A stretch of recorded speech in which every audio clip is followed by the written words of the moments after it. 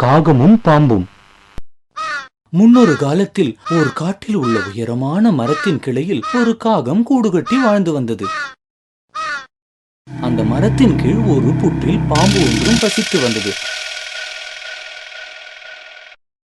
ஒரு நாள் பசியினால் வாடிய காகம் உணவை தேடி வெளியில் பறந்து சென்றது. அந்த நேரத்தில் பாம்பு மெதுவாக மரத்தின் மீது ஊர்ந்து ஊர்ந்து காகத்தின் கூட்டின் பக்கம் சென்றது. காகத்தின் முட்டைகள் பார்த்து அதன் நாக்கில் தண்ணீர் ஊறியது. சில மணி நேரத்துக்கு பிறகு காகம் தன் கூட்டை நோக்கி திரும்பி வந்தது.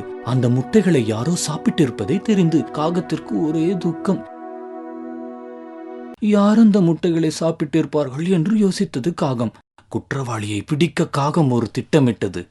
இரண்டாவது முறையாக காகம் முட்டையை இட்டது. அந்த தடவை காகம் வெளியில் எங்கு செல்லாமல் முட்டைகளை யார் சாப்பிடுகிறார்கள் என்று கண்டுபிடிக்க முற்பட்டது. மதியம் பாம்பிற்கு தன் புற்றிலிருந்து வெளியே வந்து மரத்தின் மேல் ஊர்ந்து ஊர்ந்து சென்று முட்டைகளின் அருகில் சென்று முட்டைகளை சாப்பிட்டது. இதை கண்ட காகத்திற்கு ஒரே அதிர்ச்சி. அது மறைந்து கொண்டிருந்த இடத்திலிருந்து வெளியே வந்தது. எந்த தைரியத்துல நீ இப்படி செய்கிறாய்? யார் அது? காகமா? நீ இங்கதான் இருக்கியா? ஏய், நீ எப்படி முட்டைகளை சாப்பிடலாம்? உனக்கு வெக்கமா இல்ல? நான் எதுக்கு வெக்கப்படணும்? எனக்கு பசிச்சா நான் உன் முட்டைகளை சாப்பிடுவேன், அவ்வளவுதான். இந்த தவறை திரும்ப செய்யாத, நான் உன்னை கொன்னுடுவேன். நீ என்ன வேணுமானோ செஞ்சுக்கோ, எனக்கு கவலை இல்லை. காகம் தன் நண்பன் நரி வருவதை பார்த்தது. காகம் மரத்திலிருந்து கீழே பறந்து வந்து நரியிடம் ஓ என்று அழுதது. ஏய், என்ன ஆச்சு? ஏன் அழற?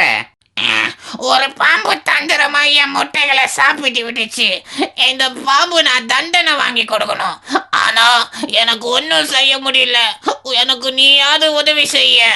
ஏய் நண்பா, கவலைப்படாத, நான் உனக்கு ஹெல்ப் பண்றேன். நீ எப்படி எனக்கு உதவ முடியும்? முடியும் நண்பா, என்னிடம் ஒரு திட்டம் இருக்கு, கேள், அழாத. சரி சரி சொல்லு. ஏய் பெரிய நண்பனே, கேளுப்பா. நீ நமது ராஜகுமாரி குளிக்கும் நதி பக்கமா போ. அவ குளிக்க வருவதுக்கு முன்னால தன்னுடைய முத்து மாலையை கழட்டி நதிக்கரையில வைப்பா.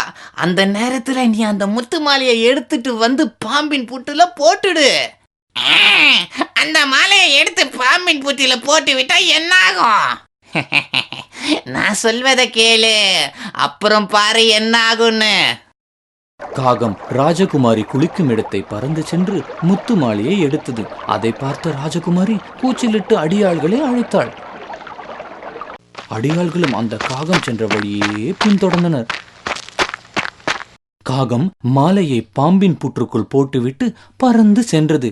என்ன நடக்கிறது என்று தெரியாமல் பாம்பு கழுத்தில் இருந்த மாலையுடன் புற்றின் வெளியே எட்டி பார்த்தது. இதை பார்த்த ராஜகுமாரியின் அடியாட்கள் பாம்பை அடித்து கொன்று அந்த மாலையை எடுத்து சென்றார்கள்.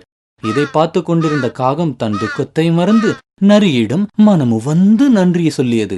பிறகு அந்த காகம் ஒரு கவலையும் இல்லாமல் முட்டையிட்டு சந்தோஷமாக வாழ்ந்து வந்தது. நீதி: கஷ்டம் வரும்போதுதான் நண்பர்கள் யார் என்று நமக்கு புரியும்.